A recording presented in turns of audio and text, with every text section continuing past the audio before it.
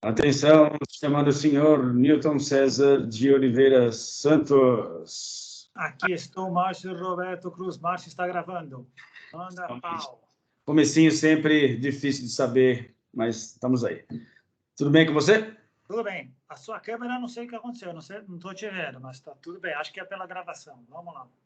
Bom, eu estou me vendo, então, teoricamente, e eu estou te vendo também. Então, é tudo em teoria.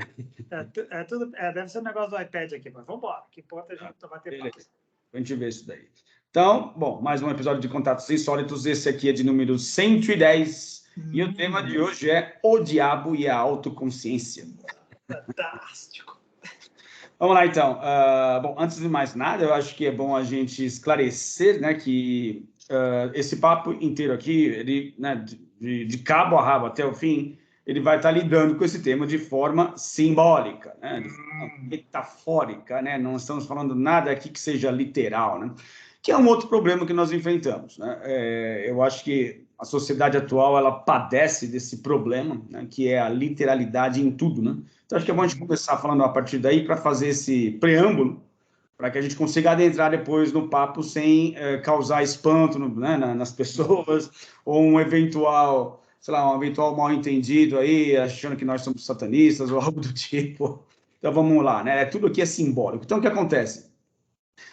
O estrondoso sucesso da ciência e da tecnologia, né, por consequência, fez com que a gente tivesse essa percepção da realidade, ou essa interpretação de tudo, pelo viés da literalidade, ou seja, um mundo objetivo, né, como aquele mundo que normalmente a ciência clássica define como constituído por objetos separados uns dos outros, que possuem uma causalidade, né, e a precisão mecânica, né, isso vem daí dos primórdios da Revolução Industrial, né, foi se desenvolvendo através do iluminismo. Então, a nossa maneira de lidar com a vida, interpretar, inclusive a nós mesmos, né, como nossos corpos, como simplesmente processos mecânicos, no máximo robotizados.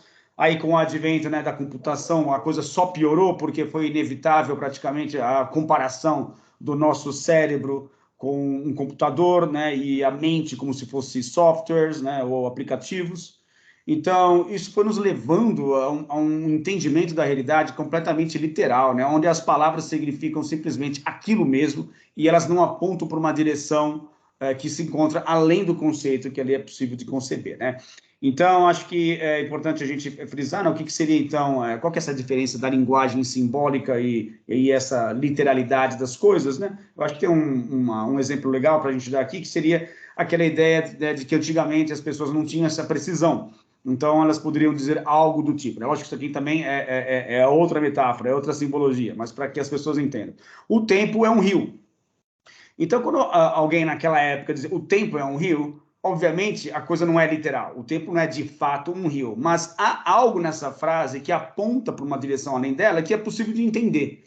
Ou seja, na época as pessoas entendiam. Nossa, meu cachorro tá bravo aqui com alguma coisa. Aliás, apareceu um lagarto aqui hoje e tá aqui tá.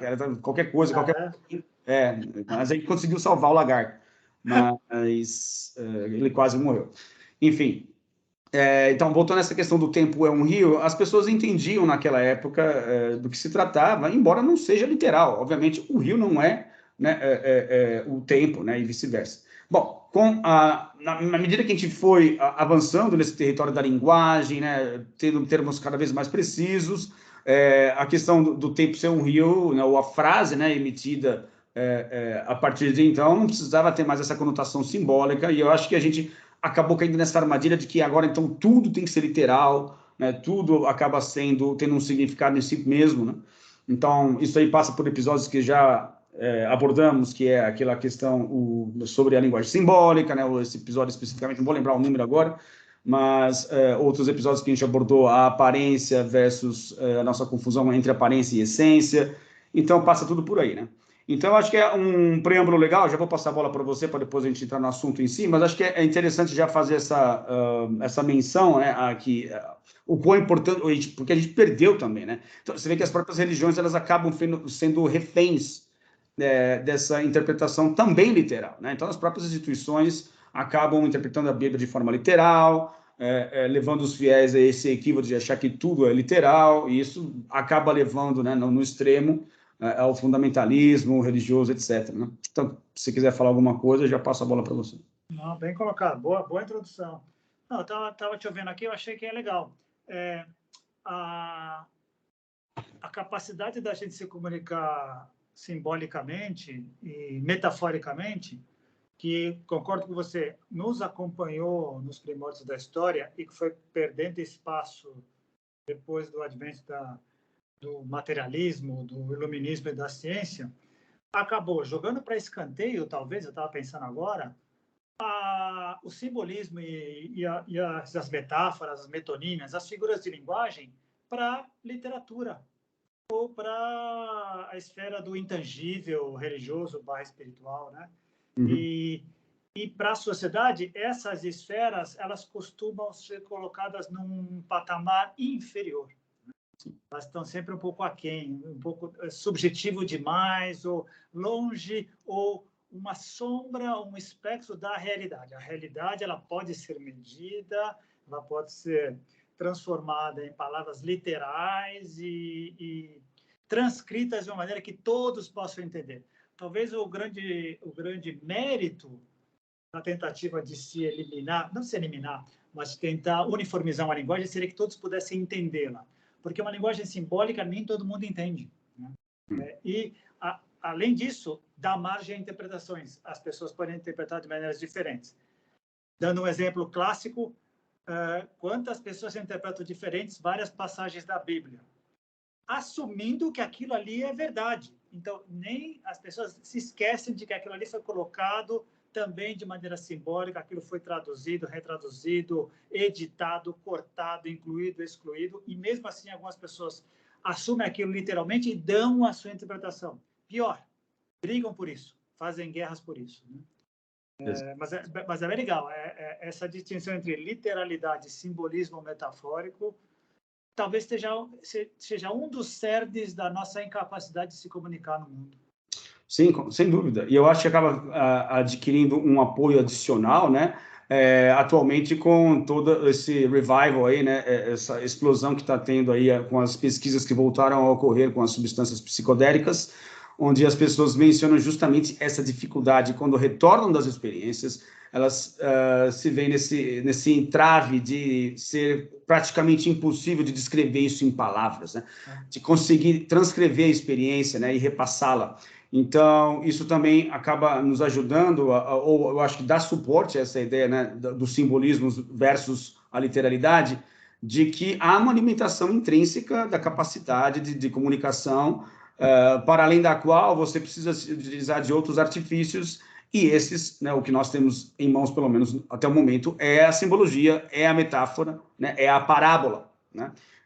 A forma que nós temos de conseguir dar conta de não atingir a precisão que supostamente a gente gostaria de ter, mas que pelo menos aponta para uma direção que é mais ou menos certa, né? Então, acho que a simbologia faz isso. Então, obviamente, vai perder um pouco da precisão, vai perder realmente, vai dar margem a interpretações, mas pelo menos está apontando para uma direção específica. E o problema da literalidade é dizer para nós que, olha, não está apontando para lugar nenhum, não há um apontamento.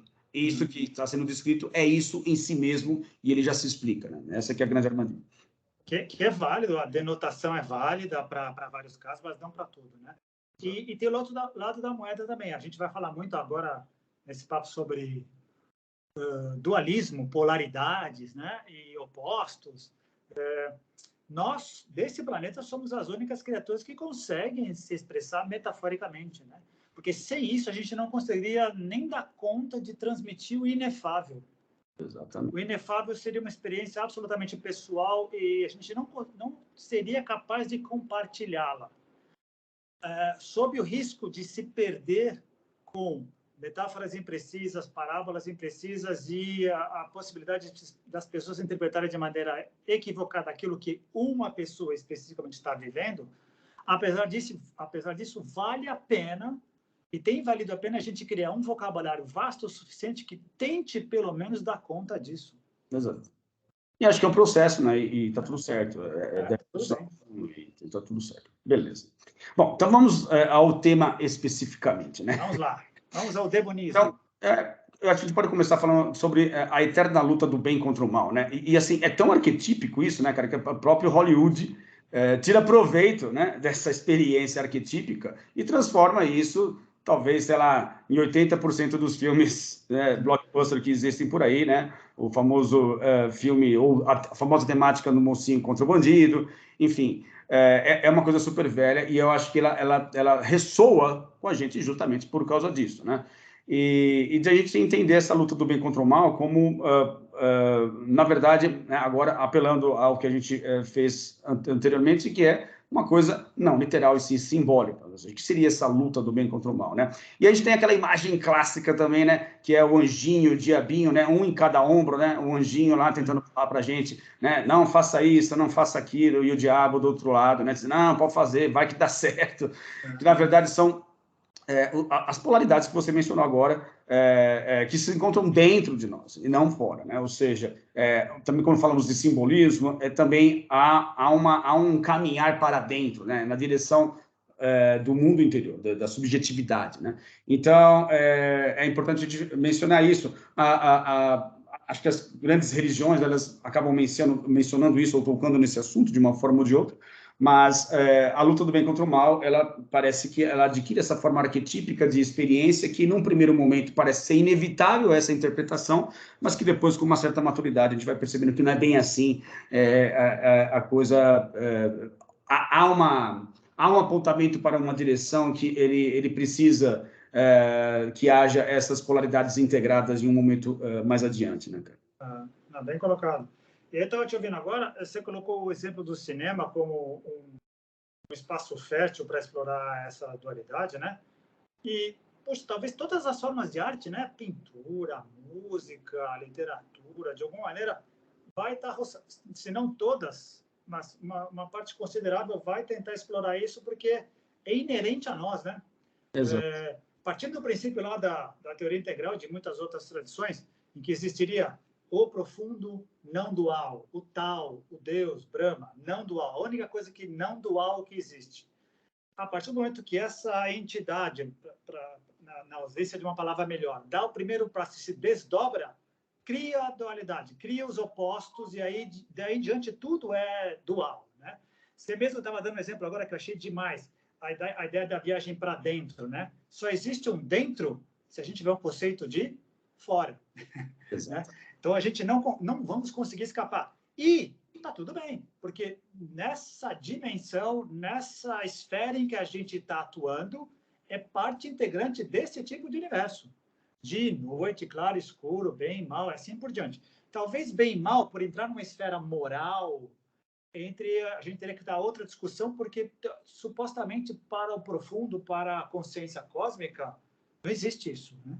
Bem e o mal, certo e errado, isso é bem nosso, é bem humano e bem na esfera da ética e moral que a gente pode depois explorar. Mas é inescapável nessa vivência que a gente vive nessa esfera de despertar que a gente está aqui agora. Né? Legal. Não, concordo contigo, exatamente passa por aí. Só para completar, tanto é que, se não me engano, lá no Kybalion, nas 7 princípios universais do Kybalion, um deles é o princípio da polaridade. Sim. Né? Que tudo é polar, que tudo tem 2 lados, e a gente fala muito disso, né? E os opostos se complementam. Existe nas tradições perenes um termo que o Ken Wilber adora usar, que era coincidência opositório, que seria a coincidência dos opostos, que eles são sempre complementares. A gente vive sempre falando isso, né? Os 2 lados da mesma moeda. Criamos metáforas para expressar isso, os 2 lados da mesma moeda. Né? Exatamente. Muito bem, isso aí. Bom, e aí, né, já que você falou sobre a dualidade, vamos embora então, porque a partir dela a gente poderia então cair nessa problemática que é também da existência humana, que é a questão da projeção do mal, né? Então, assim, nós não reconhecemos essa dualidade em nós, jogamos para baixo do tapete tudo aquilo que nós consideramos ruim ou não aceitável, ou vergonhoso, né? Ou algo que não é aceito pelos parâmetros sociais ou culturais convencionais, então a gente acaba jogando lá para onde? Para a sombra.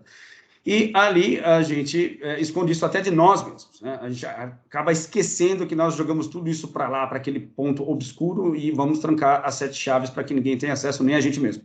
Porém, o que acontece? Como efeito colateral desse tipo de fenômeno psíquico, a gente projeta nos outros, né? Ou seja, o mal é aquele cara, ou é aquele grupo, ou é aquela nação, ou seja, ou aquela cultura, eles sim representam o mal, esses sim têm que ser combatidos. Então a gente projeta para o mundo exterior mais uma vez a gente recai no poder, né, da mente sobre a matéria, né, que é uma experiência em princípio arquetípica que acaba tendo resultados objetivos práticos. As pessoas realmente partem para a guerra, né, fazendo mal uns aos outros. Para a gente perceber, né, porque quando a gente fala de mente, né, geralmente no mundo ocidental moderno, né, é algo sem importância, a mente ou a consciência é algo subjetivo, né, que simplesmente é um subproduto do cérebro, que não tem a sua devida importância. Poxa, mas olha o que causa de destruição, de problema, né? Algo que teoricamente não era para ser tão poderoso assim, né?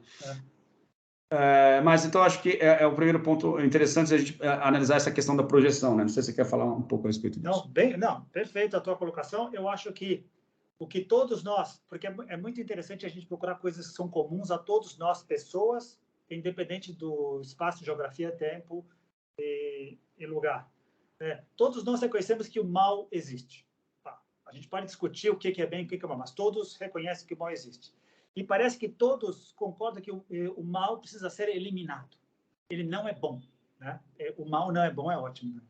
Ele não é bom, ele precisa ser eliminado. Não é bem-vindo, né? E aí gera as guerras culturais, as guerras religiosas, as disputas políticas, as disputas sociais e todas as mazelas que a gente tem vivido desde que a gente saiu das cavernas, né? De novo, a gente difere com relação ao que é bom ou ruim, mas todos concordamos que existem coisas que consideramos ruins e que precisam ser eliminadas. E a tua ideia, exatamente a gente estaria reproduzindo aqui, que os grandes psicólogos que começaram a estudar isso lá atrás, há 120 anos, Freud, Jung, toda a leva que veio depois, reconhecendo que essa parte inconsciente nossa, que não quer ser assumida, que é reprimida, que é suprimida, que é colocada para baixo, a gente acaba projetando nos outros. E vemos nos outros esse mal que tanto nos aflige, tanto nos amedronta e queremos eliminar. Exatamente. E queremos eliminar. E o problema é que não conseguimos entender que, primeiro, faz parte de nós. Segundo, parece que a grande transcendência é conseguir integrar isso, assimilar isso e conviver com isso. Exatamente. Pelo menos, no mínimo, né, o que você não enxerga, né, o que você não admite, ou o que você não aceita, não há como você ter uma gerência sobre aquilo. Então, assim, o primeiro momento é a aceitação, é reconhecer de que faz parte de você, para que depois você consiga fazer algo a respeito, mas se você nem reconhece isso, aí fica realmente difícil, né?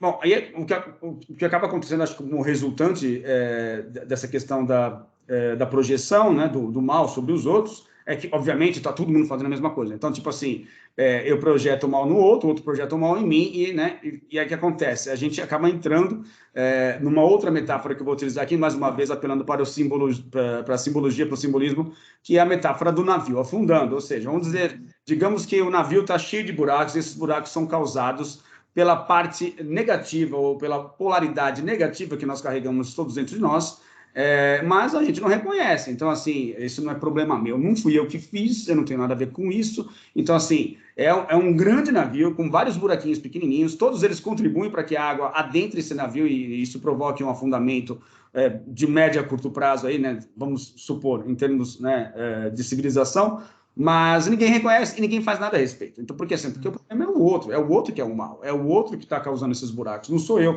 E aí, toda a tripulação, todos os passageiros, ninguém se reconhece como copartícipe, como corresponsável por essa problemática, e o mundo continua a afundar, independentemente de nossas viagens na maionese, né, cara? Bem colocado. A gente já conversou sobre isso lá atrás também. Como a gente lida muito mal com o erro, o equívoco, uma mancada que faz parte da nossa caminhada física no planeta, espiritual, mental, em todas elas. Quando a gente lida muito mal com isso, a gente adora ser corresponsável A gente adora ser coautor, co-criador de tudo aquilo que é sucesso, de tudo aquilo que dá certo. Mas quando a coisa está errada, quando a gente descobre problemas, quando as coisas não funcionam bem, o bebê não é meu. Exato. Eu não participei disso, né? E atenção, senhor Newton César. Voltou.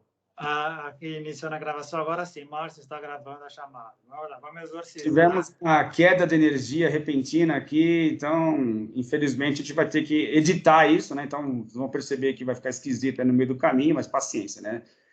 São forças além de nós, né? Vai ver que o próprio diabo aí já está...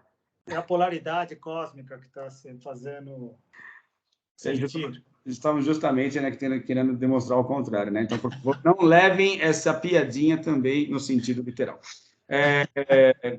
Bom, então aqui a gente estava falando a respeito daquela metáfora do navio afundando, né? Os buracos que a gente não se reconhece como corresponsáveis por esses buracos nesse navio, né? E aí todo mundo projeta no outro essa problemática, ninguém faz nada. Então a gente poderia enquadrar todo quanto é tipo de problema global nesse tipo de metáfora, né? Lógico que, mais uma vez, entendendo isso de uma forma que aponta para uma direção e não literal. Mas, eu acho que seria interessante ressaltar, pelo menos eu penso assim, não que não existam cotas diferentes de responsabilidade. Em alguns casos, algumas pessoas, algumas instituições, alguns países podem ser mais responsáveis que outros. Eu tendo a acreditar que todo tipo de relação, todos os participantes são corresponsáveis, mas não em proporções iguais. Até aí tudo bem. Mas ninguém, em nenhum tipo de relação, na minha opinião, está isento da sua cota de responsabilidade. Claro. Bom, acho que dito isso, a gente pode então partir agora para a questão do mito, que obviamente ele não é exclusivo do cânone cristão, né? A questão do bem e do mal pode ser rastreada aí, acho que até lá o período da Babilônia, sumérios, acho que já falavam sobre isso, mas é que, obviamente, no Ocidente, né, o cristianismo ganhou tração e ficou prevalente. Então, a gente pode usar essa metáfora por essa via, né? Então, a Bíblia mesmo... E aliás, né, o Velho Testamento carrega muito dessa influência, né? Lá de trás, lá do período do exílio, né? Abraão, enfim, já traz de lá, pelo menos essa mesma região, esses mitos já circulavam lá, né? Então, essa ideia de que, né, o diabo teria vindo, né, no Gênesis lá, teria vindo primeiro, né? Ou seja, para executar a obra de Deus. E é interessante que, se você for analisar, ele passou a ter essa conotação assim, mais de inimigo de Deus com o tempo, porque no início não era assim, ele era mais ali, estaria a serviço de Deus, né? Então, como é que a gente poderia interpretar essa metáfora para que ela vá ao encontro do tema que é a autoconsciência, né? Então, a ideia de que o Jung tem muito, ele apresenta, pelo menos, a ideia dele de Deus é um Deus mais instintivo, né? Um Deus que teria mais a ver com o Velho Testamento realmente, de que foi se desenvolvendo ao longo do percurso, que também não deixa de ter também uma relação com o próprio conceito de profundo no livro Os Semeadores de Vida, né? Que é um Deus em desenvolvimento. Então, Jung encara essa questão do diabo vindo primeiro como uma forma de ele estar a serviço de Deus para que pudesse, através das criaturas que viessem depois, executar a sua obra de autocognição, de autoconsciência, de autorreflexão, né? Que através de nós, Deus teria essa capacidade de estar autoconsciente, né? Ou com aquela velha frase, né? Que nós somos os olhos através dos quais Deus enxerga a si próprio, né? Então, é interessante essa ideia de que ele teria vindo... a questão do anjo caído, ou anjo enviado, seria mais ou menos isso, para começar a dar início, o pontapé inicial para que a sua obra fosse executada logo de cara. Né? Não sei se você já quer falar algo a respeito. Não, legal. Eu concordo com você. Mesmo nessa parte mitológica, as pessoas tendem a esquecer que era um anjo, né? Uma criatura da hierarquia divina, entre anjos, arcanjos, serubins, potestades, etc., fazia parte dessa horda divina, e as pessoas acabaram dando mais importância para a parte do caído, né? E também esquecem das várias nomenclaturas que essa criatura teve. Lúcifer como ser de luz, né? Luz supostamente é positivo, outras instâncias dizem que era o favorito de Deus, né? E que se rebelou por ciúmes, enfim. Acho que a ideia era tentar explicar por que que essa criatura que era angelical acabou se pervertendo, se esquecendo de que ele estava cumprindo uma função supostamente amando do grande Criador, do grande, profundo, do grande Deus, e tentar explicar essa perversão para encorpar e significar o mal com M maiúsculo. Talvez parte dessa perdição estivesse contida, um puro talvez, lógico, que isso aqui é uma especulação, mas com a perspectiva que Deus, de forma una, jamais seria capaz de ter. Então, a partir do momento que ele se dissocia dessa grande mente universal, ele passa a ter uma perspectiva onde é muito fácil essa perda de conexão com a fonte, né? E talvez, então, né, simplesmente talvez, a metáfora, ou o mito, ou o arquétipo do diabo, ele passasse justamente por aí, e tem razão, desculpa, eu usei a palavra equivocada aqui. Eu acho que existe uma correlação até com a nossa própria condição de humanidade, porque, aí depois eu vou falar mais para frente sobre o papel dele, e aí o mito, né, da queda, da expulsão, na verdade, do paraíso, né, que tem justamente a ver com a questão humana em si, né, de ele está entendendo melhor a condição humana do que o próprio Deus, ou a própria consciência cósmica, por estar muito próximo de uma condição de dissociação, onde você perde essa conexão com o todo, e aí fica muito mais fácil você cometer uma série de equívocos ou meter os pés pelas mãos. Muito bem colocado. Outra coisa que me ocorreu agora, puxa, como a rigor seria inconcebível que Deus fosse capaz de qualquer coisa ruim, maléfica, e o mundo e a vida está cheio de... o mal impera em todos os lugares. Como justificar isso? Vindo de Deus? Não, eu encontro um belíssimo bode expiatório na figura do diabo. E aí sim, a gente pode inclusive falar, né, que virou literal, porque tem muitos lugares a imagem do diabo é um bode. Então, justamente por causa disso, né, cara? Mas legal. Então, eu acho que acaba passando por aí mesmo. Então, essa ideia de que... bom, aí você tem lá no Gênesis a serpente, né? Seria o próprio diabo, né? A figura... Sempre, então, assim, o diabo sempre se manifestando de forma muito vinculada à natureza, né? Então, às vezes, sobre a expressão, a imagem de um bode, a imagem de uma serpente, mas sempre vinculada aos animais, pode reparar, né? Essa ideia de que tem alguma relação com o mundo animal, o mundo mais instintivo, o mundo mais, enfim, bateu, levou, né? Sem muita reflexão, sem muita autoconsciência. Bom, mas aí pode parecer contraditório, né? Mas vou tentar chegar lá, o que eu quero dizer, qual que é a relação dele com a autoconsciência. Então, mais uma vez, utilizando essa metáfora, a serpente ali dando do fruto da árvore do conhecimento para Eva em um primeiro momento, o que acontece? Ela morde aquele fruto, convence também, né, o Adão a fazer isso, e aí, a partir daquele momento, eles se reconhecem como estando nus.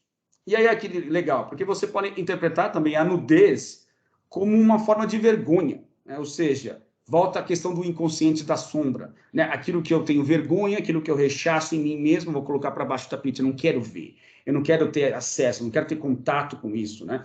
E aparentemente eles já se encontravam nus, né? O que aconteceu naquele momento foi que a autoconsciência surgiu, ou seja, a autorreflexão, olha, muito vinculada à sensação que temos quando estamos sonhando, né? Quando não há essa questão da autoconsciência, você, quando está sonhando, você se vê naquelas cenas, né? Você está imerso completamente no sonho, é uma experiência imersiva, mas você não tem o poder de autorreflexão, de metacognição. Eu sou o Márcio que estou sonhando, estou fazendo isso, aquilo. Você vai com a maré, vai com o fluxo. Então, talvez ali, como uma forma metafórica, Adão e Eva, como o casal primordial, ou representando os primórdios da humanidade, estivessem nessa condição instintiva, onde ainda não tinham essa condição de se perceberem. E a partir do momento que eles se percebem, eles têm vergonha, né? Então, aí a gente poderia fazer essa associação com o inconsciente mesmo, de que a partir daquele momento a gente teria que empreender essa jornada em busca da metacognição, da autorreflexão, que não tem jeito, teria que passar por esse processo de reconhecer os nossos próprios defeitos. Então, o diabo seria aquele carinha apontando o dedo e falando assim, tá vendo? Você está se achando muito superior, você está se achando o bonzão, você está se achando o arrogante, mas olha os seus próprios podres aqui, olha o seu lado obscuro, você é igual a mim, fazemos parte da mesma natureza, então, assim como eu, você também carrega tudo isso consigo. Então, ele teria esse papel meio de apontar o dele e falar, não, olhe para as suas próprias besteiras, veja o que você está fazendo, né? E isso traria a vergonha como resultado. Então, dá para interpretar por aí também, né? Genial, interpretação muito legal, muito legítima. E você fez um link, eu acho que inconscientemente, com o começo da nossa conversa, lá na primeira parte da gravação, com relação à linguagem simbólica. Não dá para entender, não faz sentido aquele texto bíblico se a gente for na denotação, no significado puro das palavras. Não tem como. Não resistiria ao segundo porquê, né? Vai lá, por que Adão e Eva só se reconheceram nus depois que comeram maçã? Já não tinham se reconhecido antes? Denotativamente, não resistiria a isso. Qualquer tipo de interpretação só teria sentido se ela for interpretada simbolicamente ou metaforicamente.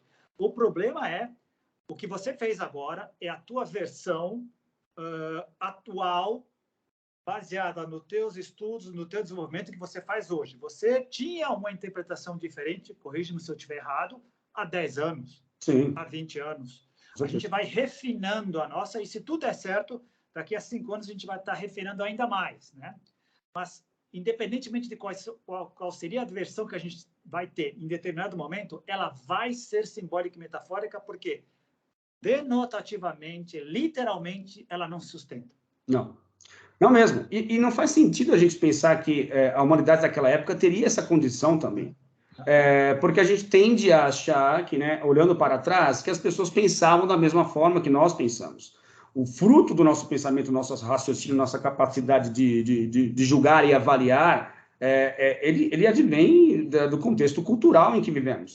Então, fazer essa projeção para o passado é muito tosco, não tem razão nenhuma. Então, faz mais sentido pensar realmente que deveria ser simbólica, mesmo porque o conhecimento era muito passado de boca em boca, de geração em geração, e esse conhecimento ele era passado de forma simbólica, né? Então não tem o porquê de a gente interpretar essas passagens bíblicas clássicas, pelo menos, de forma literal. Né?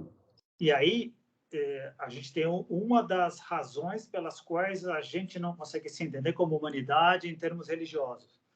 No momento em que grupos interpretam esses textos literalmente, não abrem espaço para a linguagem simbólica, eles acabam criando bolhas em que nós somos os donos da verdade, quem não está conosco é nosso inimigo e precisa ser destruído. Quem não está conosco é ruim, faz parte do mal. E aí começamos todos os problemas que a gente tem vivido até hoje. Exatamente. E é interessante que a própria linguagem, né, o fruto da árvore do conhecimento, né, cara? O que seria isso, né? Lógico que tem toda uma simbologia rica aí, né, da ideia de que, poxa, eu preciso conhecer, né, para ter uma certa gerência sobre aquilo. Então, a partir do momento que eu passo a ter esse conhecimento, que essa jornada para dentro, a jornada interior, eu preciso me conhecer mais, saber quais são as minhas fraquezas, as minhas próprias sombras. Aí eu vou ter condição de agir de uma forma mais eficaz no mundo, porque eu não vou estar entrando numa loja de cristais e derrubando tudo ao meu redor e ainda culpando os outros por estarem derrubando aqueles cristais, sendo que eu mesmo me reconheço como participante daquele processo. Então, ou a metacognição, a autorreflexão, ela surge justamente dessa necessidade que parece que próprio Deus, o próprio Criador, percebe sendo bem-vindo. É importante que a gente tenha autoconsciência, porque a gente sai desse oceano instintivo, né? Desse pega para capar, e a gente passa a ter responsabilidade, passa a ter ingerência sobre aquilo. Então, é importante que isso ocorra, e é vantajoso, porque acho que para a própria evolução é vantajoso, porque senão a gente não estaria aqui onde nós estamos agora, tendo esse papo, essa conversa. A evolução nos trouxe até aqui, então me parece que é vantajoso para a natureza, né? Óbvio que o risco é imenso, imensos riscos nesse processo, a gente pode se matar no meio do caminho, a gente pode acabar como espécie, mas acho que acaba sendo vantajoso para a natureza a partir do momento que a gente passa a realmente assumir as rédeas por essa responsabilidade que no início a gente nega. Né? Não, perfeito. E a gente até pode interpretar a jornada consciencial / espiritual a partir disso também, independente da veracidade dos textos, né? Um termo clássico, mundialmente conhecido é: a ignorância é uma bênção. Né? Isto é, quanto menos eu sei da realidade dos fatos, menos eu sofro. Quanto mais eu me submeto a uma realidade que é imposta a mim, mais eu me conformo. E quando eu por algum despertar, seja uma cobra me dando uma maçã, seja um livro que cai no meu colo, seja uma palestra que eu veja, seja algum tipo de insight que eu tenha, que me leve a esse processo de questionar, me reconhecer como uma criatura consciente, saio pelo mundo afora, dando vazão e vivenciando uma parte do jogo cósmico, acontece o que você falou agora há pouco. Há riscos, sim, mas são todos inerentes ao jogo cósmico. É isso que é a grande jornada, né? No paraíso, vivendo inconscientemente, agora eu vou complementar a tua interpretação. Vendo no paraíso inconscientemente, não tem risco nenhum. Está tudo lá, tudo aquilo ali provê. Mas que tipo de crescimento há ali? Pouco, pouco. Né? Talvez essa ideia do assuma que você é, perceba-se que você, além de ser a imagem e semelhança daquele Criador, você tem uma autonomia para poder caminhar e fazer e cometer seus próprios erros. E precisa se responsabilizar por eles. Exato. Essa que é a grande sacada. Essa que é a coisa que começa a ficar divertida aí. Exato. Tanto é que a própria expulsão, se a gente analisar também por esse viés, você pode interpretar ela como a emancipação. Tipo, agora está na hora de você ganhar o mundo, né, com todos os seus riscos. Você vai sair do conforto desse paraíso aqui quentinho, bonitinho, onde você é mais um animalzinho aqui inconsequente, inconsciente. E agora você vai ter que assumir todos os perrengues desse processo. Muito legal, cara. E olha que legal, te ouvindo agora, isso é sempre visto como uma coisa ruim, né? As pessoas costumam dizer, é aí que nós começamos a nossa derrocada, e aí começou a corrupção da humanidade. E aí, te ouvindo agora, me veio outra coisa. Puxa, é aí que o profundo começou a aprender. Exato. Opa, agora com os nossos erros, com as nossas jornadas pessoais, completamente fora do controle do profundo, porque a gente teria, teoricamente, depois a gente conversou sobre isso lá atrás, talvez a gente possa revisitar isso um dia, um certo livre-arbítrio para poder cometer os nossos erros. Exatamente. E aprendendo com os nossos erros individualmente e fazendo com que o profundo aprenda também. É completamente, a visão é completamente diferente do que ficou consensuado nas religiões e seitas. Fica bem diferente, né, cara? Mas você vê, mas há um processo que ele acaba encontrando respaldo na questão psíquica da evolução da humanidade, né, cara? Então você percebe que a coisa, né, já falamos sobre isso também, né, em outros episódios. Você pega o próprio Deus do Velho Testamento, é um Deus muito mais vingativo, olho por olho, dente por dente, meio estabanandão, assim, né? Parcial.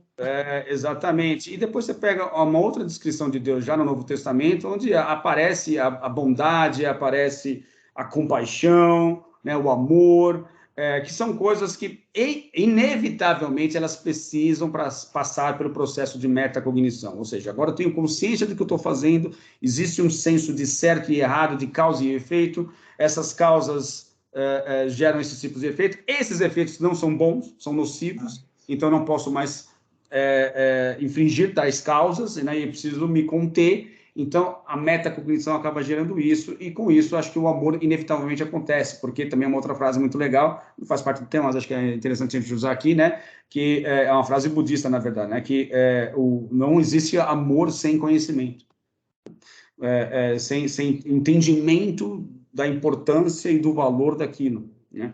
Então, passa tudo por aí. É interessante que você consegue analisar isso até em níveis históricos. Então, assim, interpretando a Bíblia, que, como você mesmo disse, é uma interpretação nossa, aqui agora, estamos fazendo aqui agora, é uma de tantas outras, seria possível você avaliar que nós, como seres humanos ou criaturas psíquicas, precisamos, nos direcionamos até onde estamos aqui, com todos os riscos, e agora a gente precisa continuar essa jornada para além desse ponto. E eu acho que, e olha só que legal, a gente faz isso consciente de que aqueles textos não são literais verdadeiros, eles são cópias, ideias plasmadas em papel de pessoas que tinham interesses em reproduzir talvez eventos verdadeiros, mas muitos de suas crenças que ficaram plasmadas em textos que foram aprovados por um grupo de pessoas que considerava aquilo o cerne das suas crenças, outros foram colocados de lado, são chamados apócrifos. E isso ganhou uma importância fundamental, principalmente do lado de cá de Greenwich, que acabou formando toda a sociedade ocidental. Bárbaro. Do lado de lá, tem outros textos que dão outras ideias. Alguns de nós encaram e interpretam esses textos como literais e vivem em função disso, limitam sua vida a isso. Enquanto outras pessoas como nós e muitas outras pessoas que estão talvez um pouquinho mais à frente nessa jornada, conseguiram reinterpretar e atualizar isso de tal maneira que transcendem o literal e conseguem moldar o entendimento da realidade de uma maneira muito mais abrangente. E quanto Sim. mais abrangente, mais perto da realidade real, porque toda ela vai ser sempre parcial, mas ela vai estar sempre um pouquinho mais perto do real. E com tudo que implica, com a responsabilidade que implica, com os erros e acertos e com a corresponsabilidade de estar sendo partícipe da construção desse processo, desse mundo, minuto a minuto, momento a momento. Isso é fascinante, independente da fonte, seja budismo, cristianismo, zoroastrismo, isso é que é o mais legal. Ir além do literal e poder dar essa interpretação e sempre, de novo, atualizando. Volto a dizer, nós estamos fazendo agora, hoje, a nossa mais atual interpretação, que é melhor do que foi há 10 anos, do que foi há 20 anos, e, puxa, que é muito legal, ela é mais abrangente. Sim. Ela é mais assustadora no sentido, puxa, cada vez eu sei menos, né? Ou melhor, cada vez eu sei mais do que sei no passado, mas a escada aumentou de tamanho. Mas está tudo bem, é fascinante. O importante é estar na caminhada, estar na escada, né? Para nós, para muita gente é assustador. Para muita gente, olhar a escada é assustador. Pode assustar, né? Tem uma frase Melhor também. nem começar, sai do primeiro degrau, pula fora. Eu só vou conseguir lembrar da frase agora que você me fez lembrar, mas ela está aqui, mas eu não sei se eu consigo transformá-la nas palavras exatas que foram mencionadas pelo Bernardo Kastrup em relação ao pavor. Não, acho que a vertigem apavorante do infinito, algo assim. Bonito.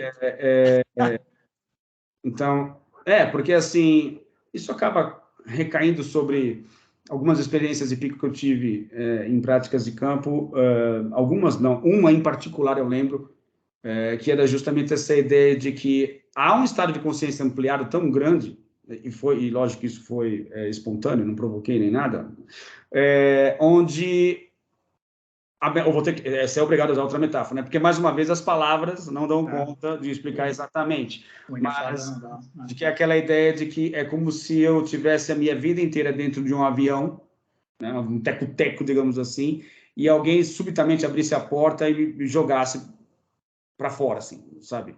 Essa é a sensação. É uma liberdade, é um nível de liberdade muito grande, mas, ao mesmo tempo, ele traz, talvez, assim, pela coisa inesperada, né? Pelo fator assim surpresa, um medo subjacente. Assusta. Porque assusta, porque assim, meu Deus do céu, eu vou morrer. Né?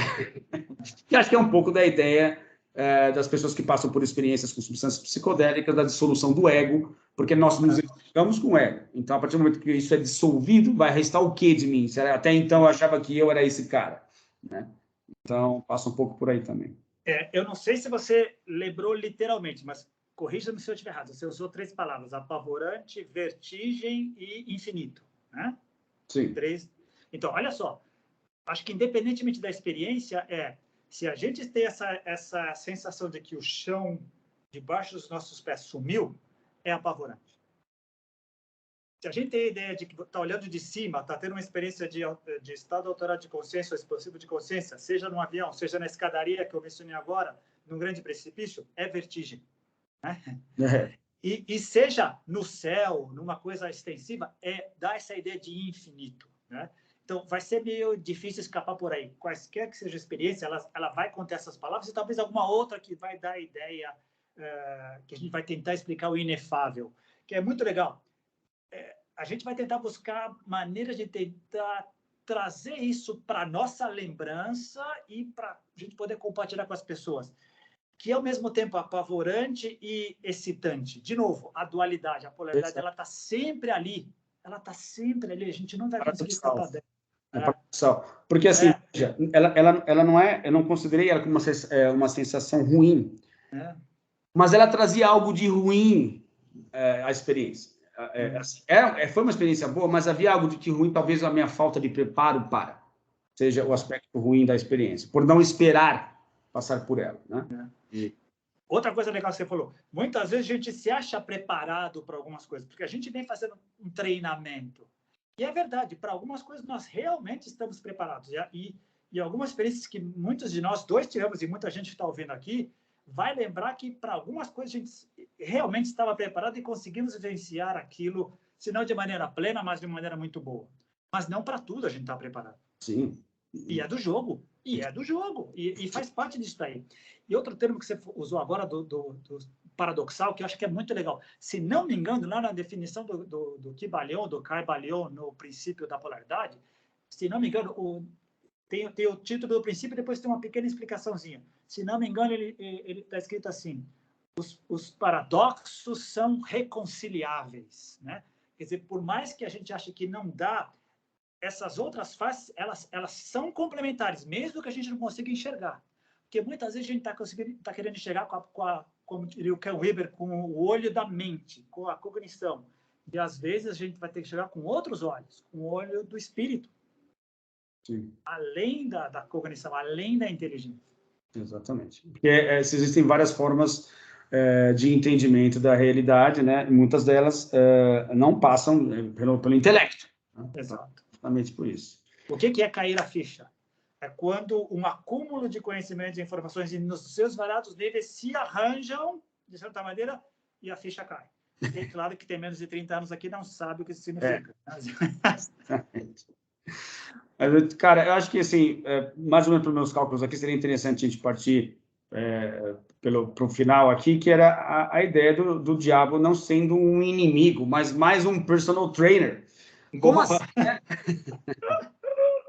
Cara, justamente por causa dessa ideia, né, que a gente está explorando aqui, né, do diabo apontar para a gente quais são os nossos defeitos, as nossas picuinhas, né, os pontos cegos, né, e ele, né, justamente de forma, inclusive até irônica, né, tirando sarro, né, tá vendo? Tá se achando o máximo, né? Aqui, ó, vou te mostrar exatamente o seu próprio rabo, a sua própria nudez, né, para os outros, para que você se enxergue e a partir daí você cresça. Então, acho que essa que é a ideia mais legal, porque se você...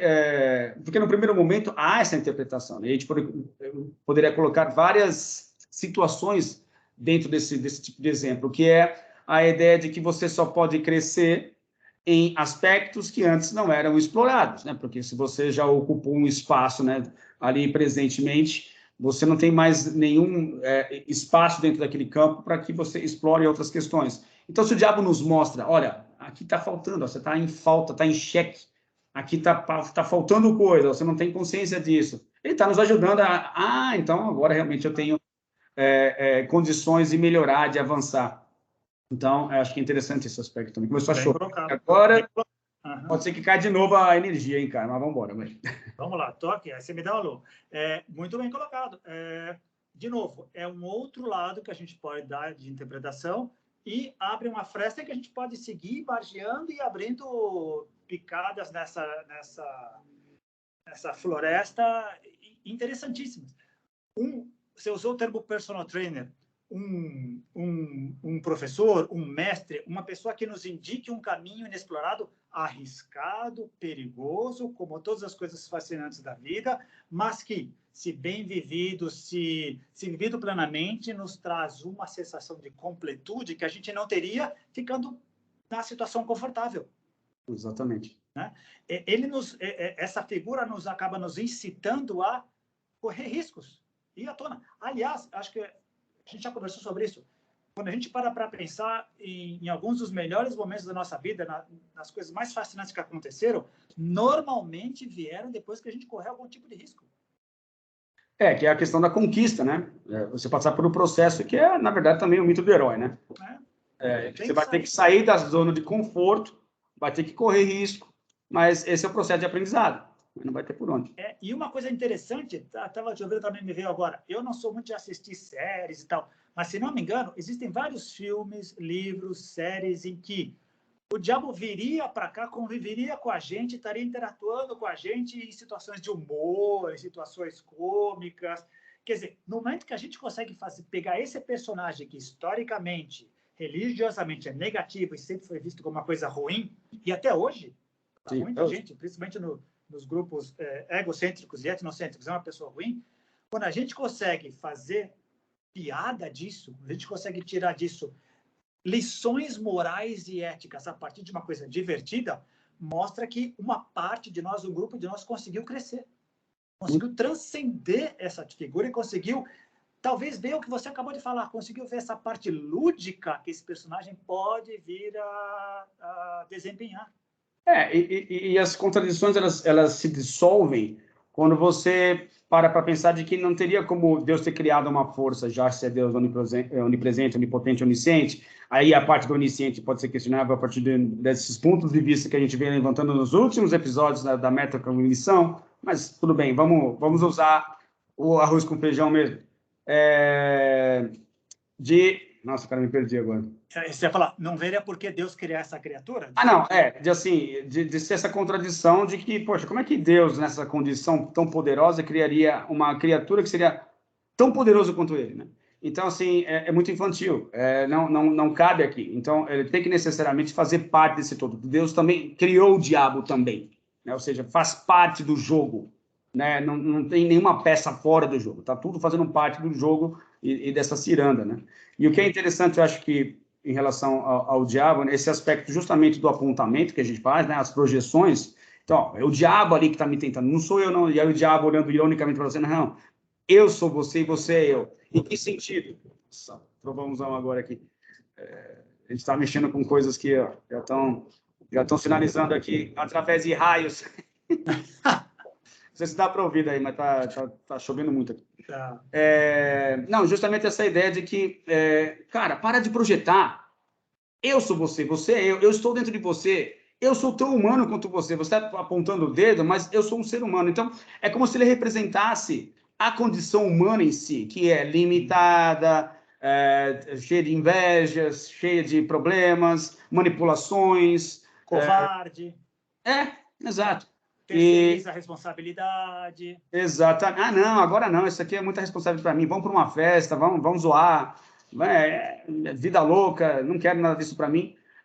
Mas que é, na verdade, uma ideia de que ele está passando que, olha, isso que você está projetando para fora, na figura, né, antropomórfica algumas vezes, outras vezes mais animal, mas seja lá como for, é uma projeção, né, de algo que, na verdade, está dentro de você e você não quer reconhecer.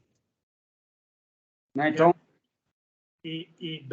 Muito bem colocado. E um dos sinais do que o pessoal da teoria integral usa como reflexos do estágio de consciência de cada um é onde cada um e como cada um interpreta essa figura diabólica. Se eu estou terceirizando, se eu estou considerando uma coisa ruim que me tenta, que me leva a pecar, que me leva ao mau caminho, eu estou num nível mais baixo. Eu não estou reconhecendo que isso faz parte de mim. Se eu estou reconhecendo que isso faz parte de mim, que eu tenho que conviver com isso, que tudo que eu faço sai de mim, mesmo que seja consciente, sai de mim, e que tem essa parte que eu não controlo, que é de mim, eu estou enxergando um pouquinho mais acima. Eu estou crescendo um pouquinho mais. Eu sou capaz de ser corresponsável, pelo menos assumir parte da minha responsabilidade no meu processo de desenvolvimento e naquilo que eu estou criando com a sociedade em geral. É um reflexo também do nível de consciência de cada um de nós. Eu não sabia disso, que a teoria integral tinha também essa percepção da figura do diabo como um processo em evolução também na pirâmide de Maslow, sei lá.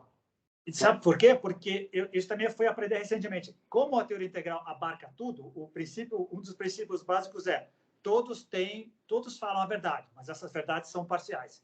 Existe uma linha que se chama cristianismo integral.